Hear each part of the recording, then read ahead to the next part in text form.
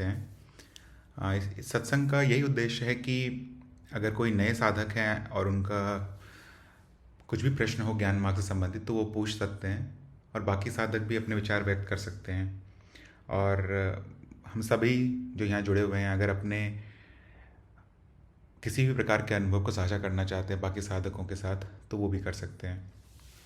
तो शुरू करते हैं कुछ प्रश्नों से। मेरे पास कुछ प्रश्न हैं, मैं उनसे शुरू करता हूँ, पर अगर बाकी साधक अगर कुछ भी पूछना चाहते हैं तो वो लिखकर या बोलकर, जैसे भी आपको सुविधा हो, आप पूछ सकते हैं। तो पहला प्रश्न है कि अनुभव में परिवर्तन होना मिथ्या का प्रमाण कैसे है। तो यहाँ पर साधक ये समझना चाह रहे हैं कि अनुभव जिसे हम हमेशा मिथ्या कह देते हैं, उसके पीछे का कारण क्या है, उसे मिथ्या क्यों कहा जा रहा है। केवल परिवर्तन मात्र ही कारण होना सही है क्या? केवल परिवर्तन होने से ही हम कह सकते हैं क्या कि ये मिथ्या है? क्योंकि अगर वो मिथ्या है तो फिर जीवन कैसे चल रहा है उस पर निर्भर होकर। तो जो साधक शुरुआत में होते हैं उनका यात्रा आसान करने के लिए उन्हें एक तरह से शॉर्टकट दे दिया जाता है कि परिवर्तन अगर दिख जाए तो उसे मिथ्या कहा जा सकता है, और वो मिथ्या ही होता है। पर जैसे जैसे आप आगे बढ़ेंगे तो आप खुद मनन कर सकते हैं इस चीज़ पर कि परिवर्तन होने को ही मिथ्या का कारण मिथ्या क्यों बोला गया है। अगर जो भी प्रकट है अभी आपके सामने, भले नकारात्मक ज्ञान से या सकारात्मक ज्ञान से, नकारात्मक ज्ञान अर्थात आप स्वयं अनुभव करता, और सकारात्मक ज्ञान अर्थात जो भी माया दिख रही है आपको, अगर जो भी अभी मौजूद है यहाँ पर, अगर उसमें आप विभाजन करने का प्रयास करेंगे तो बहुत प्रकार से आप विभाजन कर सकते हैं।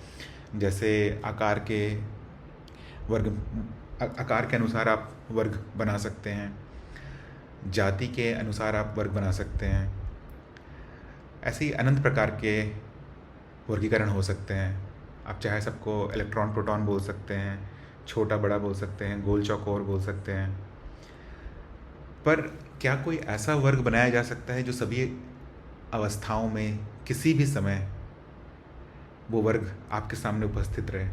जैसे अगर किसी को छोटा बड़ा कहा जाए तो उसके लिए भी कुछ एक आधार चाहिए होगा,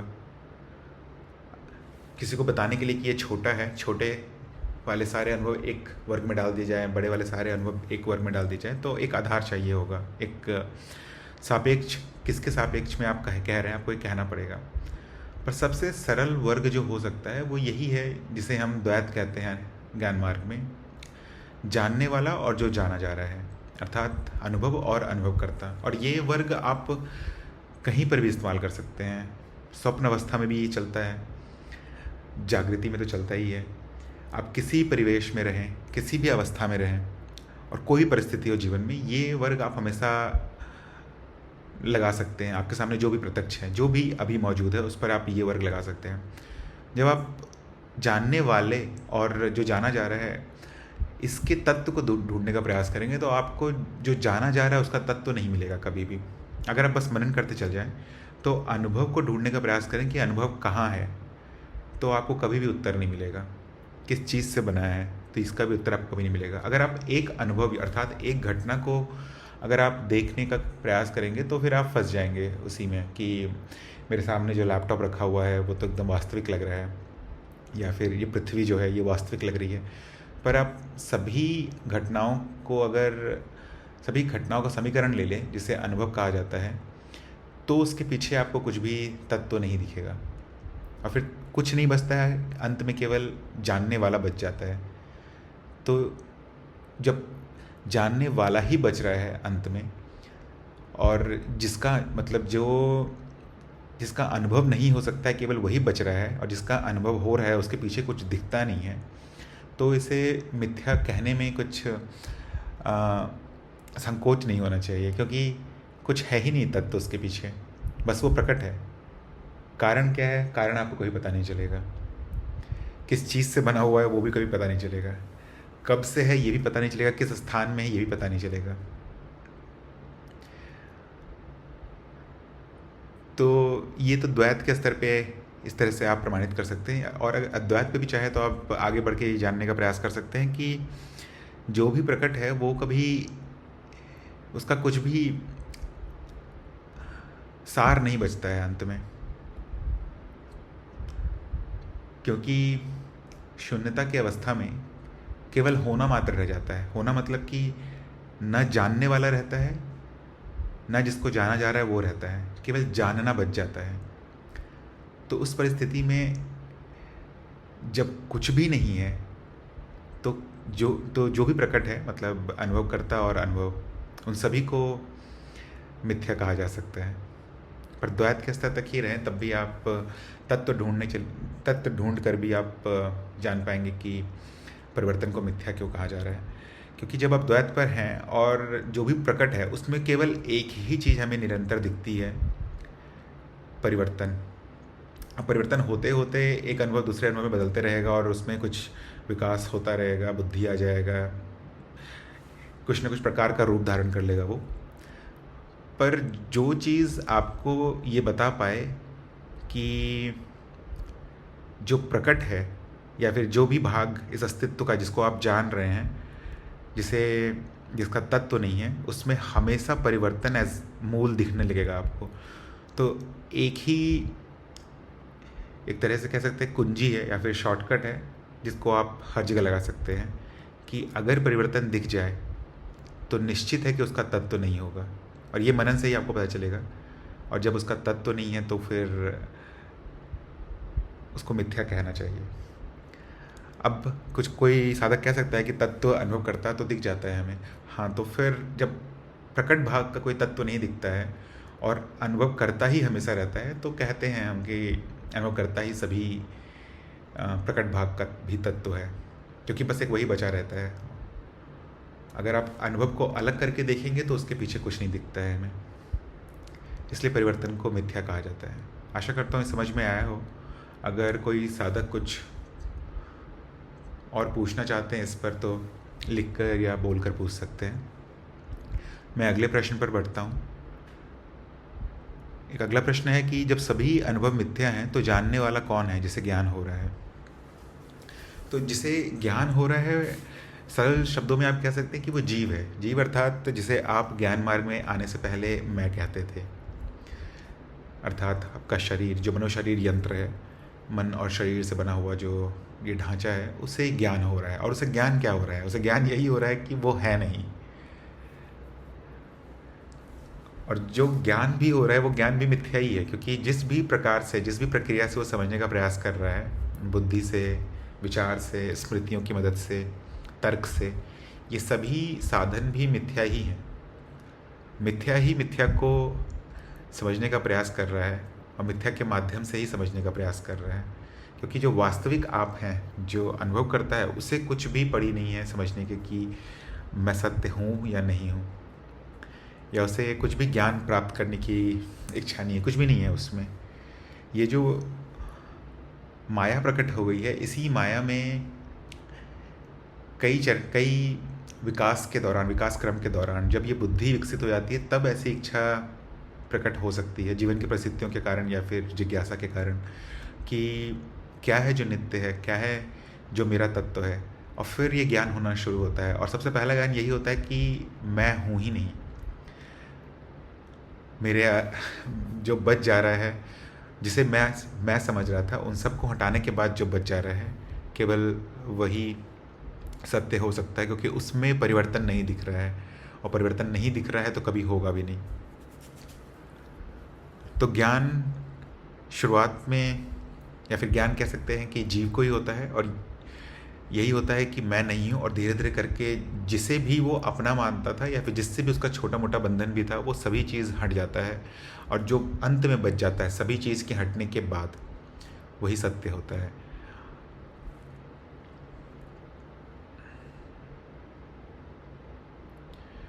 अनंता जी का एक प्रश्न है कि मिथ्या को मिथ्या क्या ज्ञान नहीं होता या होता है?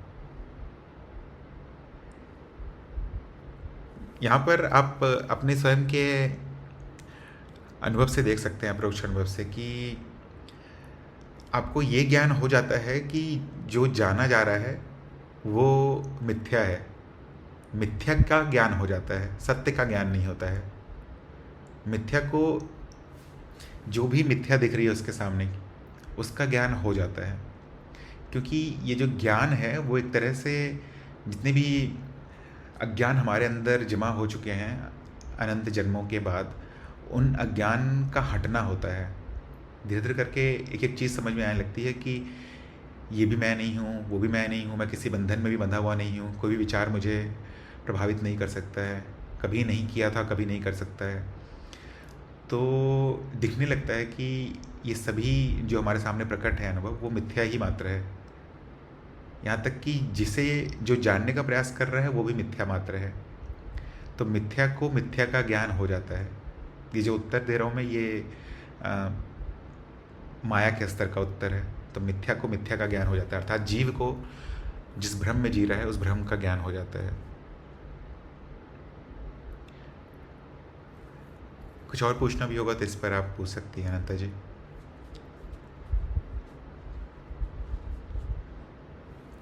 तब तक मैं अगले प्रश्न पर बढ़ता हूँ। कोई और साधक भी अगर कुछ पूछना चाहते हैं तो पूछ सकते हैं। अगला प्रश्न है कि अनुभव को अनुभव नहीं होता तो मुझे क्यों प्रतीत होता है कि मुझे अनुभव होते हैं। तो यहाँ पर अगर ये प्रश्न समझ में आ रहा है तो अनंता जी का एक और प्रश्न है कि किंतु क्या कुर्सी को मेज का ज्ञान होता है? नहीं। अब ये अंदाज़ा लगा सकते हैं कि नहीं होता होगा, पर ये अज्ञेय है ये बात कि क्या होता होगा वास्तविकता में। अंदाज़ा क्यों लगा सकते हैं कि कुर्सी को मेज का अनुभव नहीं होता होगा या फिर कुर्सी को किसी और चीज़ का अनुभव नहीं होता होगा? क्योंकि वो अभी इतना विकसित नहीं हुआ है। जब विकास क्रम के दौरान जो भी अनुभव है वो इतनी विकसित हो जाए कि उसमें स्मृति की क्षमता आ जाए, तर्क करने की क्षमता आ जाए, बुद्धि लगाने की क्षमता आ जाए, तो फिर वो समझ सकता है कि कोई भी अनुभव हो ऐसा, तो फिर वो समझ सकता है कि वो वास्तविकता में नहीं है। और वृत्तियाँ भी सही प्रकार की होनी चाहिए जो उसको, जिसे हम जीवित कहते हैं, जीवंत रख सके। तो संभावना हो जाती है कि ज्ञान हो सकता है वहाँ पर। और ज्ञान मतलब यही कि सभी माया है यहाँ पर, मैं खुद भी माया हूँ। अगर इतनी बुद्धि बढ़ जाए तो हो सकता है। ये आप कुर्सी का ही उदाहरण नहीं, आप मनुष्यों का भी उदाहरण ले सकते हैं। अगर बहुत सारे मनुष्य जिनकी बुद्धि बहुत ही मतलब बुद्धि बहुत तेज नहीं है, तो उन्हें भी ये ज्ञान नहीं होगा कि वो नहीं है। अगर आप उनके साथ बैठ के नेति नेति भी करेंगे तो भी वो फंस जाएंगे, किसी न किसी अनुभव को वो मान लेंगे कि मैं ही हूँ। अगर आप पूरी तरह से सिद्ध भी कर दे, बैठाकर एक दो घंटे बैठ कर अगर आप एक एक चीज़ समझा भी दे कि ये अनुभव भी तुम नहीं हो, ये अनुभव भी तुम नहीं हो, तब भी वो जो व्यक्ति होगा, मनुष्य भी होगा, वो ये मानने को तैयार नहीं होगा कि वो शरीर नहीं है या फिर वो स्मृति मात्र नहीं है, वो इन सब के परे है। तो इसके लिए ज़रूरी ये है कि कम से कम इतना विकास हो गया हो कि बुद्धि की परत चलने लगी हो। कुर्सी और मेज में मेरे ख्याल से तो नहीं होती है ये परतें, हो भी सकता है, पर यज्ञ है तो जितना अंदाज़ा लगाया जा सकता है वो यही कहा जा सकता है कि परतें जितनी ज़्यादा तेज होगी, जितना बुद्धि तेज होगा, उतना जल्दी समझ में आ सकता है ये बात। और हम बहुत सारे शास्त्रों में हमने देखा भी है कि बहुत सारे जानवरों को भी ज्ञान हो जाता है। जैसे एक काक भुशुंडी करके एक जानवर, कौवा है, जिनके बारे में ऐसे ही अब शास्त्रों में इसका वर्णन है, कितना सत्य है पता नहीं, पर कहा जाता है कि वो ज्ञानी थे। वैसे ही रामायण में भी बहुत सारे पात्र दिख जाते हैं जो मनुष्य नहीं हैं, पर बुद्धि की परत इतनी हो गई है कि उन्हें ज्ञान हो पाया, या फिर ज्ञान बहुत ज़्यादा ही ज्ञान मार्ग में वो लोग आगे हैं। तो बस इतना ही है कि अगर स्मृति हो, स्मृति पर काम करने के लिए बुद्धि हो, तो फिर संभावना बढ़ जाती है ज्ञान होने का। मैं आगे बढ़ता हूँ, अगर कोई और कुछ पूछना चाहते हैं तो पूछ सकते हैं। अगला प्रश्न है कि अनुभव को अनुभव नहीं होता है तो मुझे क्यों प्रतीत होता है कि मुझे अनुभव होते हैं। तो ये मैं बोल रहा था कि अगर ये प्रश्न आपको समझ में आ रहा है तो बहुत ज़्यादा संभावना है कि आप ब्रह्म ज्ञान की तरफ आप बढ़ रहे हैं। क्योंकि अगर आपको ये समझ आपको आत्मज्ञान हो गया है, आप आसानी से द्वैत देख पाते हैं, एक तरफ अनुभव करता है और एक तरफ अनुभव है। उसके बाद भी अगर ये दिखता है कि अगर अनुभव और अनुभवकर्ता भिन्न हैं, दो हैं, तो जैसे ही अनुभव में कुछ भी होता है वैसे ही अनुभवकर्ता को कैसे पता चल जाता है। तो आप ये देख पाएंगे कि अनुभव और अनुभवकर्ता में भी वास्तविकता में कोई भेद नहीं है। यहाँ जानने वाला भी नहीं है कोई, और जिसको जाना जा रहा है वो भी नहीं है कोई, केवल जानना मात्र है यहाँ पर। तो आपको प्रतीत इसीलिए होता है क्योंकि इन दोनों में कभी भी कोई भेद नहीं होता है, अनुभव और अनुभवकर्ता में कोई भेद नहीं होता है। ये उत्तर हो गया अद्वैत के स्तर पर इसे आप माया के स्तर पर भी समझ सकते हैं, या फिर द्वैत के स्तर पर भी आप समझ सकते हैं।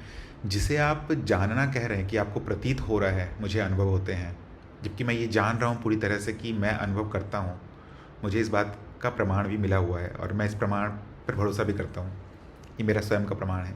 तो जब आपके लिए प्रमाणित हो जाए और फिर अगर ये प्रश्न आए तो बहुत ही सरल है, आप ये बस ये देखिए कि जो प्रतीत हो रहा है वो स्वयं अनुभव है।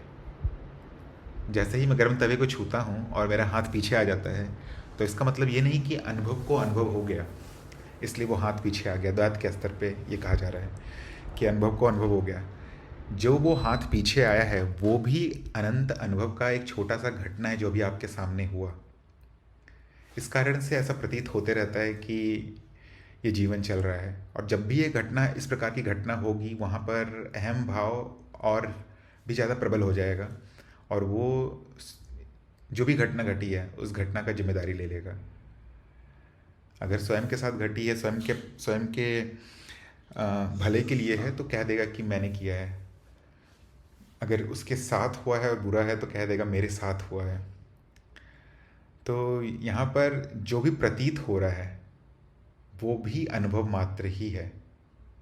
बस क्या हो गया है कि जो भी साधक ये जानना चाह रहे हैं वो ये बस इतना है कि वो ये देख लिए हैं कि अनुभव क्या है और अनुभवकर्ता क्या है, पर जब भी कोई घटना घट जाती है जीवन में तो ये नहीं देख पा रहे हैं कि अहम भाव उस घटना को स्वीकृति दे रहा है और कह रहा है कि मेरे कारण हो रहा है, जबकि जो अहम कह रहा है वो भी एक अनुभव ही है। आशा करता हूँ ये समझ में आया हो। मैं अगले प्रश्न पर बढ़ता हूँ। अगला प्रश्न है कि साक्षी भाव रखने से क्या लाभ है और साधक को क्या क्या करना चाहिए प्रगति के लिए। तो ज्ञान मार्ग में ऐसा कोई विशेष कार्य नहीं दिया जाता है साधक को, या कोई साधना नहीं है साधक के लिए, तो कुछ भी विशेष करने की ज़रूरत नहीं है आपको। जैसे हम रहते हैं समाज में और ऐसा जो हमारे आसपास होते रहता है कि आध्यात्मिक लोगों को ऐसा करना चाहिए, वैसा करना चाहिए, बहुत सारे नियम होते हैं, बहुत सारे अनुशासन के कार्य दिए जाते हैं, पर ज्ञान मार्ग में ये सब नहीं है। केवल अगर आप साक्षी भाव भी रख पा रहे हैं तो वो पर्याप्त है आपको सबसे ऊंचे शिखर तक ले जाने के लिए। अब साक्षी भाव रखने से फ़ायदा क्या है या लाभ क्या है? तो साक्षी भाव बस एकमात्र ऐसी साधना है जहाँ पर आप अहम से दूर हो जाते हैं, क्योंकि एक अहम ही ऐसी कड़ी है जो बुद्धि से सब समझ जाने के बाद भी पकड़ी रहती है माया को। जब आप साक्षी भाव में रहते हैं तो आप ये देख पाते हैं कि ये शरीर मैं नहीं हूँ, ये आप जान गए हैं पहले ही, आप पहले से ही प्रमाण ले चुके हैं। पर अगर साक्षी भाव नहीं है तो जैसे ही एक जीवन में जटिल घटना घटेगी, या फिर ऐसी घटना जहाँ पर आपको पूरी तरह से उसमें लिप्त होना पड़ेगा, उस समय अगर साक्षी भाव नहीं है तो अहम बहुत ही प्रबल हो जाएगा, और अहम ये मानता रहेगा कि ये मैं कर रहा हूँ, मेरे द्वारा हो रहा है। पर अगर साक्षी भाव में अगर आप रह रहे हैं तो कोई भी घटना घटे, आप कुछ भी कार्य कर रहे हो, आप ये देख पाएंगे कि ये जो भी हो रहा है वो एक अनुभव मात्र है। तो यहाँ से थोड़ी थोड़ी दूरी बननी शुरू हो जाती है शरीर से। नहीं तो शरीर से चिपके रहने के कारण ही सब कुछ समझ जाने के बाद भी प्रगति धीरे होने लगती है। और साक्षी भाव को छोड़कर अगर आप कुछ भी साधना करेंगे तो वो साधना अहम को ही पुष्ट करेगा। अहम और खुश हो जाएगा कि हाँ, अब मैं ये कर रहा हूँ, या अब मैं ये नहीं कर रहा हूँ, अब मैं सुबह 4 बजे उठ जाता हूँ, या फिर मैं क्यों 4 बजे नहीं उठता हूँ। ये दोनों कार्य, किसी से भागने का प्रयास या कुछ पाने का प्रयास, दोनों प्रयास अहम ही कर रहा होगा, और वो आपको वापस से जीव के स्तर पे ही बना के रखेगा, माया के स्तर पे ही आप फंसे रह जाएंगे। बस अगर आप साक्षी भाव में हैं तो आप बिना किसी प्रयास के, बिना किसी साधना के आप सीधे द्वैत में घुस गए हैं और द्वैत में बैठे हुए हैं शिव बनकर। जो हो रहा है होने दीजिए। तो साक्षी भाव से फ़ायदा बस यही है कि एक तो प्रगति आपकी तेज हो जाएगी, और जो भी छोटे मोटे दुख सुख के पीछे, दुख से दूर भागने की जो प्रवृत्ति रहती है या सुख के पीछे भागने की प्रवृत्ति रहती है, ये दोनों ही कम हो जाएगा। फिर आप आनंद की तरफ बढ़ सकते हैं। अगर आनंद को अगर आप देखें तो ऐसा लगता है कि नीरस है, पर वो उसी में सारे रस हैं। क्योंकि अभी क्या होता है, जब साधक शुरुआत में होते हैं, हम प्रकार के अनुभवों को सभी प्रकार के अनुभवों का लाभ नहीं ले पाते हैं। जैसे दुख आ जाएगा तो निश्चित है कि सभी साधक भाग या सभी व्यक्ति भागने लगेंगे उससे दूर, पर उसका भी एक रस है। अगर आप साक्षी भाव में रहें तो आप देख पाएंगे सभी जो ड्रामा चल रहा है हमारे आंखों के सामने, उस ड्रामा का आप पूरा आनंद ले पाएंगे अच्छी तरह से उसमें शामिल होकर। इसलिए साक्षी भाव रखने से प्रगति तेज हो जाती है, क्योंकि आप किसी चीज़ से लिप्त नहीं रहते हैं, फिर सभी बंधनों के पड़े हो जाते हैं। और ये तभी आप रख पाएंगे जब आपको आत्मज्ञान हो गया हो, आप कुछ समय प्रयास कर चुके हों साक्षी भाव रखने का। आशा करता हूँ ये समझ में आया हो। मैं अगले प्रश्न पर बढ़ता हूँ। अगला प्रश्न है कि जब साक्षी नित्य है तो साक्षी भाव स्थायी क्यों नहीं रहता। ये भी मेरे ख्याल से सभी साधक जानते ही होंगे कि साक्षी नित्य है। साक्षी अर्थात अनुभवकर्ता तो नित्य रहेगा ही, पर साक्षी भाव माया का ही भाग है, और माया में कुछ भी ऐसा नहीं है जो नित्य रहे। सभी चीज़ परिवर्तित होते रहते हैं। जिसको हम साक्षी भाव कहते हैं वो क्या है, आपको ज्ञान हो गया है, आपको प्रमाण मिल चुका है, अब आप उस प्रमाण को वापस अपने सामने लाने का प्रयास कर रहे हैं स्मरण के माध्यम से, स्मृति से। तो बहुत बार ऐसा हो सकता है कि ये स्मरण की जो प्रक्रिया है वो ना चले, या स्मृति में कहाँ रखा हुआ है वो उस समय जीव के लिए सबसे ज़्यादा ज़रूरी ना हो, उस परिस्थिति में कुछ और करना ज़्यादा ज़रूरी हो। तो माया में जो चल रहा है वो चलता रहेगा। साक्षी भाव भी माया का एक भाग है, छोटा सा भाग है, तो वो भी जब आना है तब आएगा। पर जब आप प्रयास करने लगते हैं साक्षी भाव को बनाए रखने का, तब एक तरह से आप संस्कार डाल रहे होते हैं, एक तरह से आप बीज डाल रहे होते हैं माया के स्तर पर, जो आपको बार बार द्वैत में ले आने में लाभ देता है। तो साक्षी भाव नित्य नहीं रहता है, उसे नित्य रहना भी नहीं चाहिए। अगर नित्य ही रहेगा वो, तो अगर शुरुआती साधकों में नित्य रहने लगे तो बहुत ज़्यादा संभावना है कि साधक कुछ और समझ रहे हैं साक्षी भाव को, या भटक गए हैं। क्योंकि ये भी प्रयास से ही आता है। जब आप शुरुआत करते हैं तो संस्कार डल जाता है, और उसके बाद वो फलीभूत होता है जो आपको वापस से द्वैत के स्तर पर ले आता है।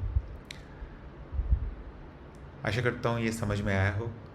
अगर इसमें कोई पूछना चाहता है, कुछ पूछना चाहते हैं तो पूछ सकते हैं। मेरे पास 3 प्रश्न और बचे हैं। एक साधक पूछ रहे थे कि यदि अनुभवकर्ता और अनुभव क्रिया एक ही है तो ये 3 अलग अलग क्यों प्रतीत होते हैं। तो ये तीनों एक ही हैं, पर अलग अलग स्तरों पे कहा जा सकता है कि ये तीनों एक ही हैं। जैसे माया के स्तर पर तो अनुभवकर्ता होता ही नहीं है, केवल अनुभव होता है।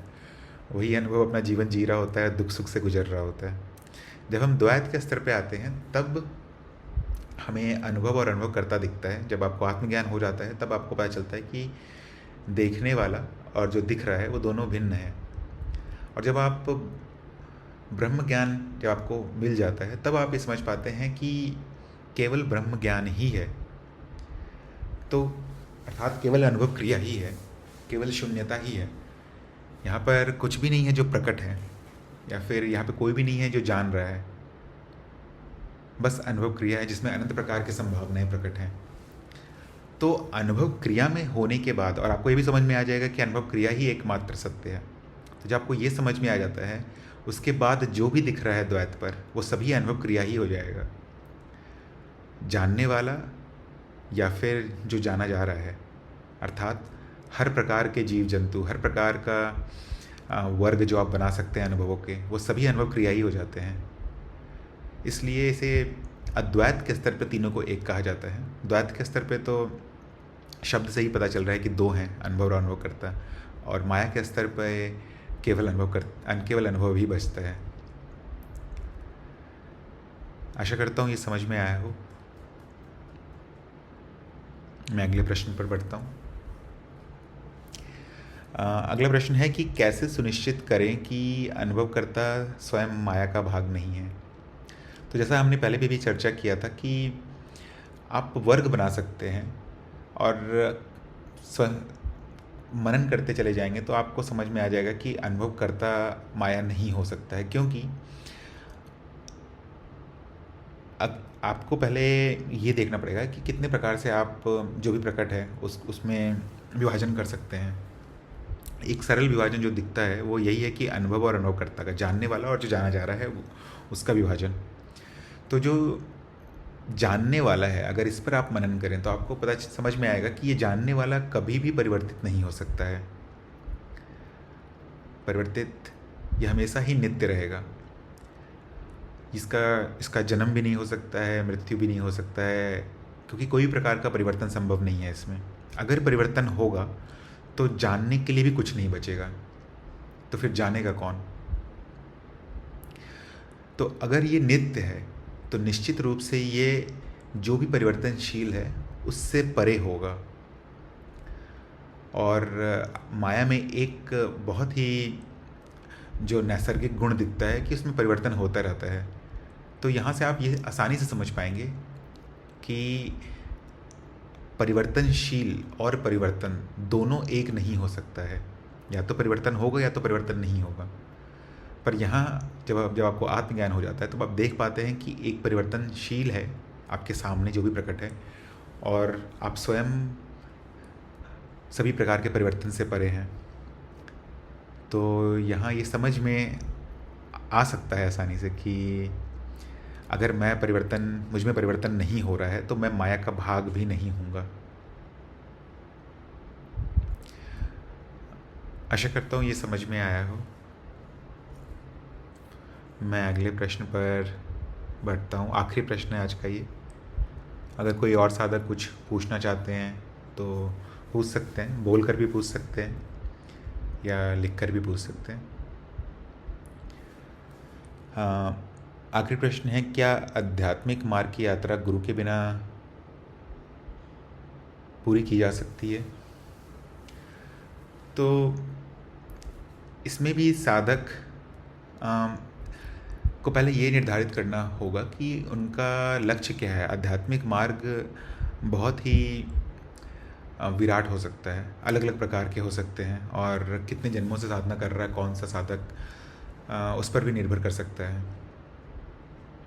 तो अगर आपका लक्ष्य है ब्रह्म ज्ञान तक पहुंचना, तो गुरु का साथ मेरे ख्याल से बहुत ही ज़रूरी होगा।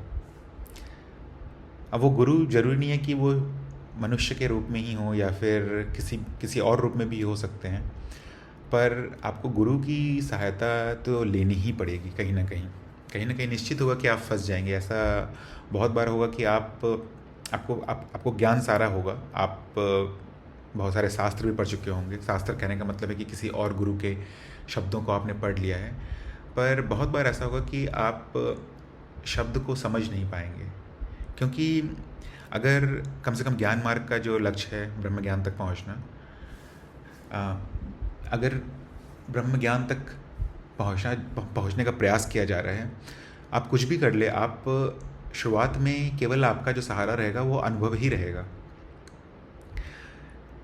आपका जो लक्ष्य है वो है पूर्णता तक पहुंचना, और आप जो शुरू कर रहे हैं अपनी यात्रा, वो पूर्णता के आधे भाग जो कि अनुभव है, उस आधे भाग के भी एक छोटे से प्रकार से शुरू कर रहे हैं, जिसे शब्द कह सकते हैं, तो आपकी यात्रा शब्दों से शुरू होती है। या मानिए कहीं कुछ लिखा गया है, उस उन लिखे हुए चीज़ों को सुनकर शुरू होती है। तो इतनी छोटी अगर सहायता हो तो संभावना कम हो जाती है सत्य तक पहुंचने की। तो आपको हमेशा ही किसी न किसी ऐसे गाइड कह सकते हैं, गाइड की ज़रूरत पड़ेगी ही, जो आपको इशारा दे सके कि किस तरफ देखना है। क्योंकि कहाँ नहीं देखना है वो आप कर रहे होंगे काम, जो गलत काम, जो गलत रास्ते हो सकते हैं वहाँ पे आपका ध्यान हो सकता है, पर कहाँ देखना है वो कठिन हो जाता है साधकों के लिए। तो मेरा यही कहना होगा कि गुरु रहें आपके साथ तो आपकी यात्रा बहुत ही सुलभ हो जाती है, आसान हो जाती है और तेज भी हो जाती है। पर बाकी साधक के अलग विचार हो सकते हैं इस पर। अनंत जी का एक प्रश्न है, न जानकर भी जानना अज्ञेयता है, ये कथन क्या कह रहा है? यहाँ जानना क्या है? कर भी जानना अज्ञेयता। अब अनंत जी, अब मैं यहाँ पे अपना अंदाज़ा लगा सकता हूँ, क्योंकि किसने कहा है ये मुझे नहीं पता। यहाँ पर जो बस इशारा किया जा रहा है वो कल के प्रश्न पत्र में था ये प्रश्न जो गुरु जी तो लेते हैं। हाँ, उसमें यशराज जी की परीक्षा में था। तो मुझे ये जानना नहीं समझ आ रहा कि जानना क्या कह रहे हैं। ना जानकर भी जानना अज्ञेयता है, जबकि हम जब वो पढ़ते थे अज्ञेयता, तो जब हम उसमें कहते थे कि जब बुद्धि सब कुछ जानकर ये जानती है कि नहीं जाना जा सकता, क्योंकि बुद्धि भी उस अस्तित्व का ही भाग है, तो वो अस्तित्व को नहीं जान सकती, ये अज्ञेयता है। लेकिन कल प्रश्न इस तरह से आया था कि ना जानकर भी जानना अज्ञेयता है। तो ये अब जानना क्या हो रहा है यहाँ पर? कुछ जानने की बात हो रही है। यदि होना मात्र है तो होना मात्र में जानना कैसे होता है? क्या वो अविभाजित जानना, वो चेतना को जानना कह रहे हैं हम यहाँ पर?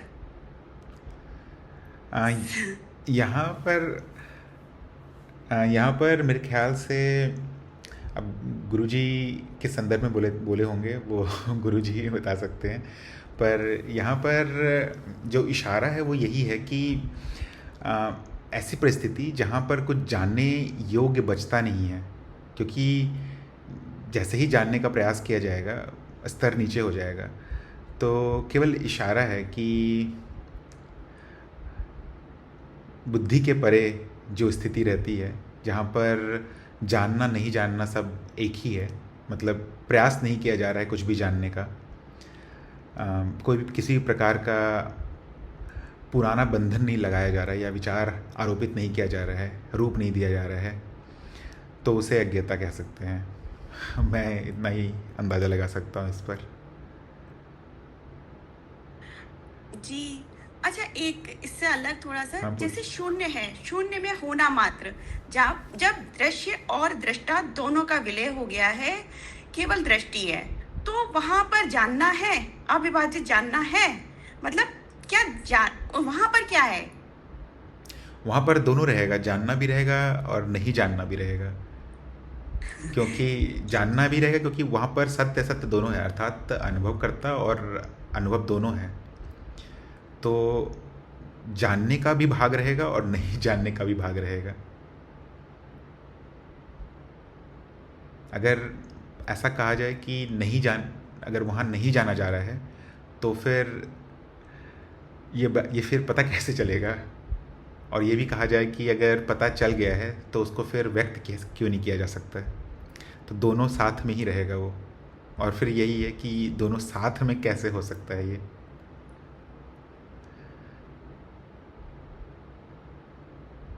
तो जो आप पूछ रही हैं वो अद्वैत है। वहाँ पर मैं इतना ही कह पाऊँगा कि दोनों का होना ज़रूरी है, क्योंकि सभी चीज़ है वहाँ पर। अगर एक ही भाग रहेगा, नहीं जानना बस बचा रह जाएगा, तो वो पूर्ण कैसे कहलाएगा फिर वो? तो जानना भी रहेगा वहाँ पर और नहीं जानना भी रहेगा वहाँ पर।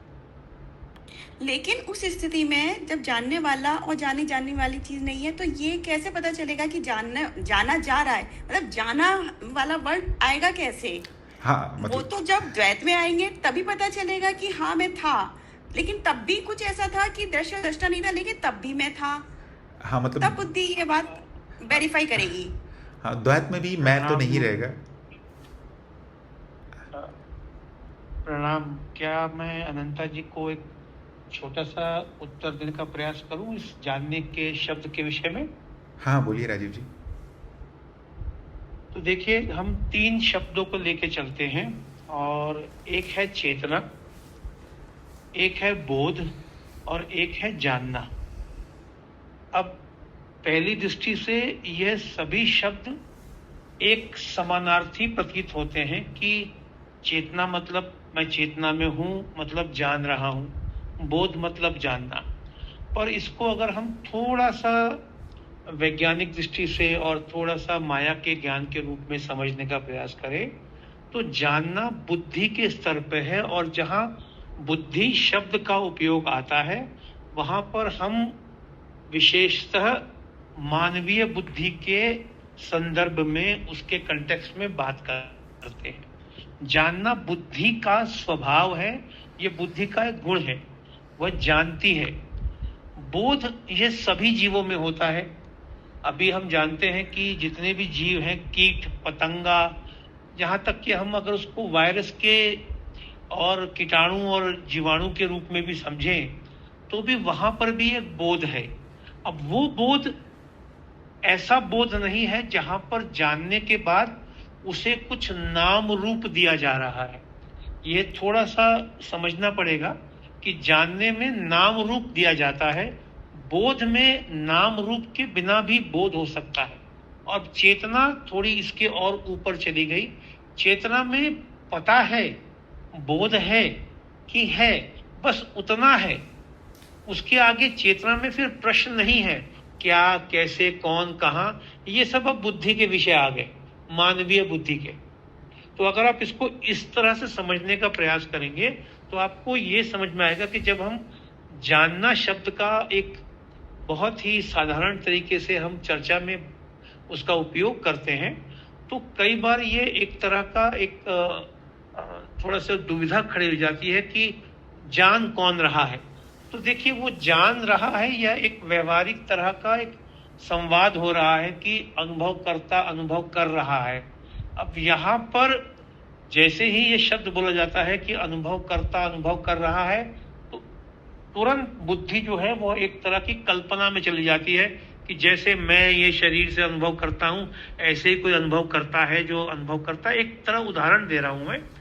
तो शब्दों एक ही चीज को दर्शाने के लिए अलग अलग शब्दों का जो उपयोग है, उनके अलग अलग संदर्भों को दर्शाता है। तो जब तक हम संदर्भ नहीं समझेंगे, वो किस दृष्टिकोण से वो कह रहा है, वो शब्द कहाँ उपयोग, किस तरह से वो, किस दिशा में, किस दृष्टिकोण से वो शब्द का उपयोग हो रहा है, तब तक हम उनके बीच के जो बहुत महीन छोटा सा अंतर होता है, उसमें फंस के फिर वो बुद्धि, क्योंकि बुद्धि जानने का प्रयास करती है। और बुद्धि जानने का प्रयास क्यों करती है? ये एक बड़ा ही एक चक्रीय वो है कि बुद्धि बिना संदर्भ बिंदु के कुछ जान नहीं सकती।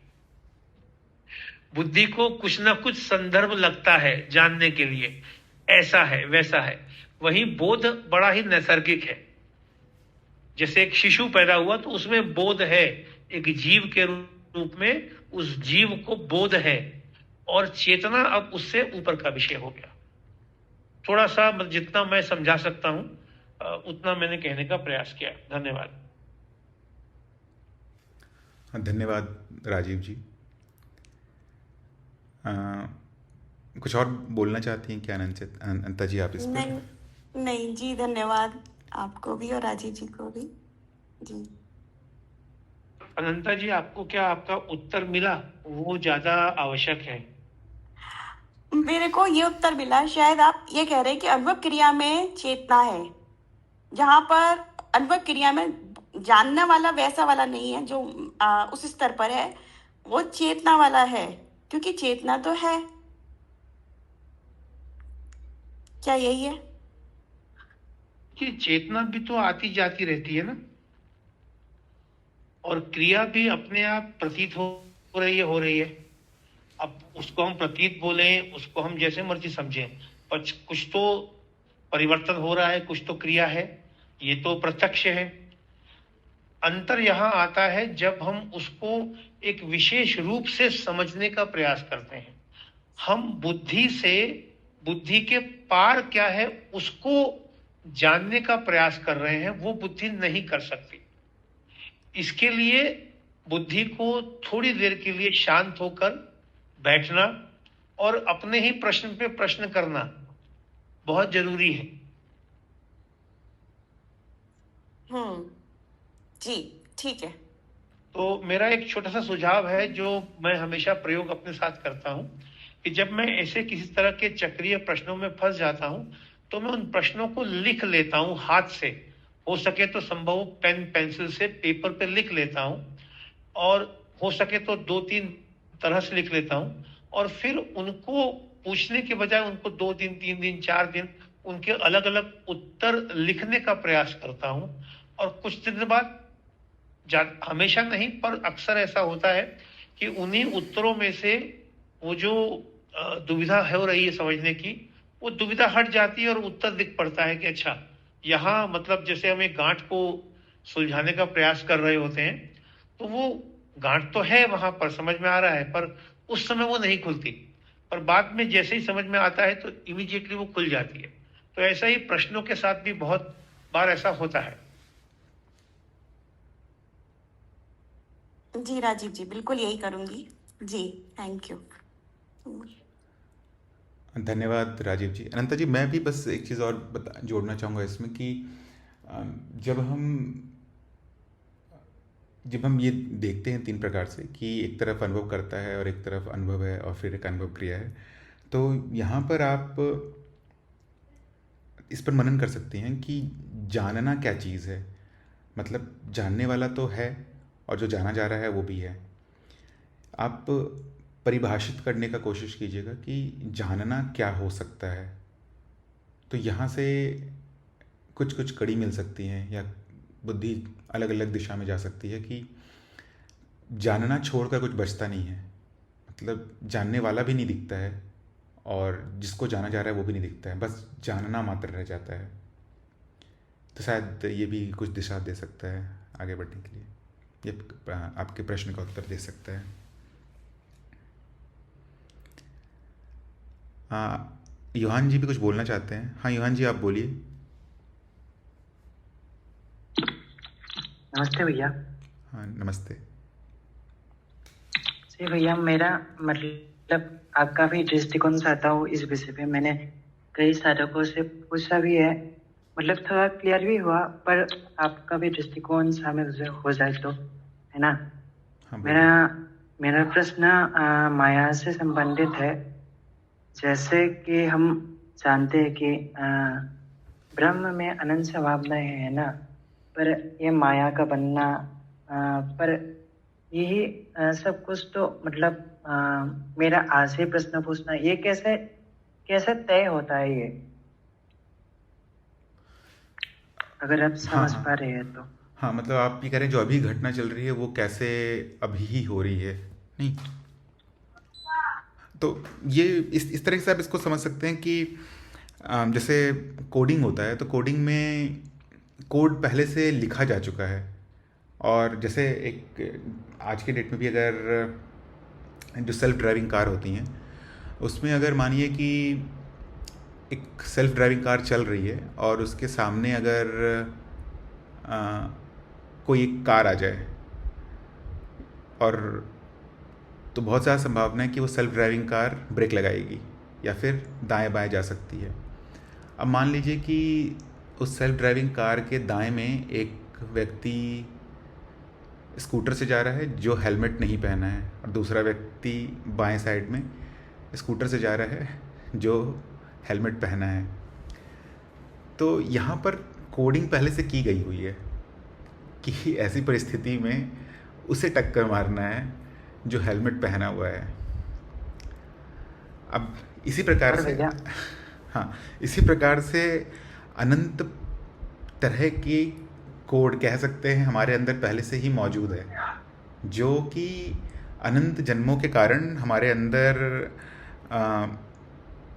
अलग अलग घटनाओं में कैसे हमें प्रतिक्रिया देनी है, वो सभी चीज़ हमारे अंदर पहले से ही मौजूद है, इस मशीन में पहले से मौजूद है। मशीन कहने का मतलब जो मन और शरीर का जो ये यंत्र है, इसमें पहले से ही मौजूद है।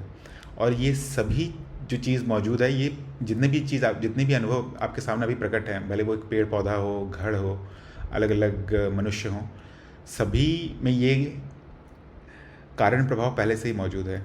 तो हमें ऐसा लग रहा है कि मैं अभी लॉगिन किया और आपसे बात कर रहा हूँ, आपको लग रहा होगा कि आप लॉगिन किए और बात कर रहे हैं, पर ये मैंने कि एक अनंत घटनाओं में एक के बाद, या फिर इस निरंतर बहरी वाली अनुभव में एक के बाद एक हो रही घटना मात्र है। तो ऐसा लग रहा है कि आपने ये प्रश्न पूछा सोचकर, पर ये एक कारण प्रभाव का एक प्रभाव मात्र ही है जो अभी हो रहा है। कौन कर रहा है भैया पर इसको करने वाला कोई अगर कारण हम नहीं है। हाँ बोलिए। अगर हम अलग दृष्टिकोण से देखें तो ये कोडिंग हो भी सकता है, नहीं भी हो सकता, क्योंकि संभावना अलग अनंत है ना। ये दृष्टिकोण गुरुजी ने ही दिया था मुझे, पर थोड़ा मतलब और कंफ्यूजिंग है। हाँ, मतलब आप बोल रहे हैं कि कोडिंग नहीं भी हो सकता है, तो उसको फिर क्या कहेंगे आप? उसको आप क्या संभावना कहेंगे, या फिर कहेंगे कोई कर रहा है? क्या होगा भाई, मुझे पता नहीं है मुझे। तो यही तो हो सकता है विकल्प। अगर ये घटना घट रही है, या तो एक संभावना हो सकती है, या तो कोई करवा रहा है बैठ के हम लोग से ये काम। तो अगर कोई करवा रहा है हम लोग से, ठीक, संभावना वाला भाग तो आप समझ गए कि बिना कारण के एक के बाद एक घटना घट रही है, उसी घटना में बहुत सारी प्रकार की वृत्तियाँ चल रही हैं, और वृत्तियों का अपना अपना कार्य शुरू हो गया है। कोई वृत्ति कहती है ये मैं हूँ, कोई वृत्ति कहती है कि ये मेरा नहीं है। अब दूसरा संभावना ये हो सकता है कि कोई करवा रहा है। अगर कोई करवा रहा है या फिर कोई कर सकता है, तो वो भी तो अंत में अनुभव या अनुभवकर्ता के श्रेणी में डालना पड़ेगा उसको। अनुभवकर्ता तो नहीं हो सकता है वो, तो कोई अनुभव मात्र ही हो जाएगा। तो ये जो करवा रहा है वो किसी बड़े माया का फिर भाग होगा जो कि संभावित होगा। तो एक संभावित माया के अंदर एक छोटे से अगर घटना को आप ले लें, तो फिर उस घटना में बस अगर आप उस दायरे के अंदर रहें, जैसे कि मिल्की वे है, मिल्की वे के अंदर अगर आप छोटे से एक किसी ग्रह को ले लें, तो उस ग्रह तक अगर आप सीमित हैं तो फिर आपको कारण प्रभाव दिख जाएगा, और फिर आप शायद कह पाएंगे कि कोई करवा रहा है या फिर कोई मेरे अंदर ये विचार डाल दिया। पर अगर आप सभी प्रकार के अनुभव को, जितनी भी घटनाएं यहाँ पर हैं, सभी प्रकार की घटनाओं को जान जाएं कि उसमें कोई भेद नहीं है, ये प्रमाणित कर ले पहले आप जान जाएं कि सभी बस एक ही अनुभव है, तो फिर सभी चीज़ संभावित ही दिखेगी। और संभावना का फिर कारण, माने कि उसके अंदर अगर आप विश्लेषण करते चल जाएं, तो आपको ये पता चलेगा कि एक के बाद एक घट रही घटना है, कोई कारण प्रभाव नहीं है इसमें। कारण प्रभाव लगता है क्योंकि हम छोटे स्तर पे देखते हैं। पर आप बताइए कि इन दोनों को छोड़कर कुछ और हो सकता है क्या? एक तो संभावित, और या कोई बैठ के सही में करवा रहा है हम सबसे काम ये? नहीं भैया। आप मनन कीजिएगा इस पर फिर से, और अगर कुछ हो तो आप लिख के भेजिएगा। मुझे ऐसा ही लग रहा है कि दो ही संभावना संभव है। पहला, जिसमें सब कुछ अपने आप ही हो रहा है, कोई करने वाला नहीं है, और दूसरा, अगर सीमा खींच दे तो फिर आप कारण ढूंढ लेंगे, और उस सीमा के बाहर जाएंगे तो फिर आपको फिर कारण नहीं मिलेगा।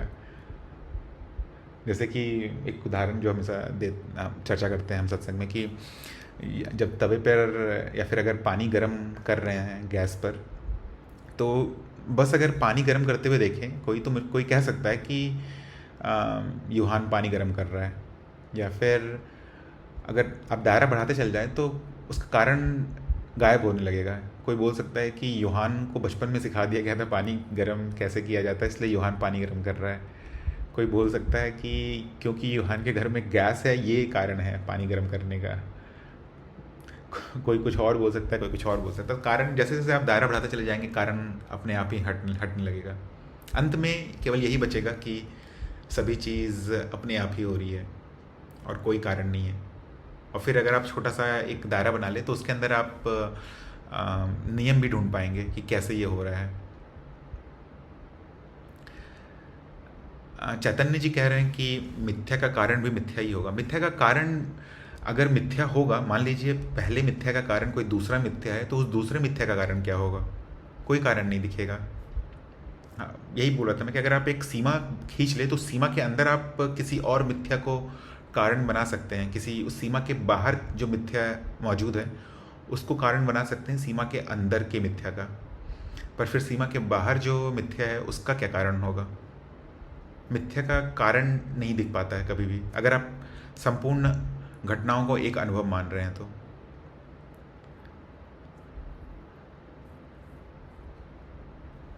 हम्म, और कुछ पूछना है क्या आपको युहान जी इस पर? नहीं भैया, धन्यवाद।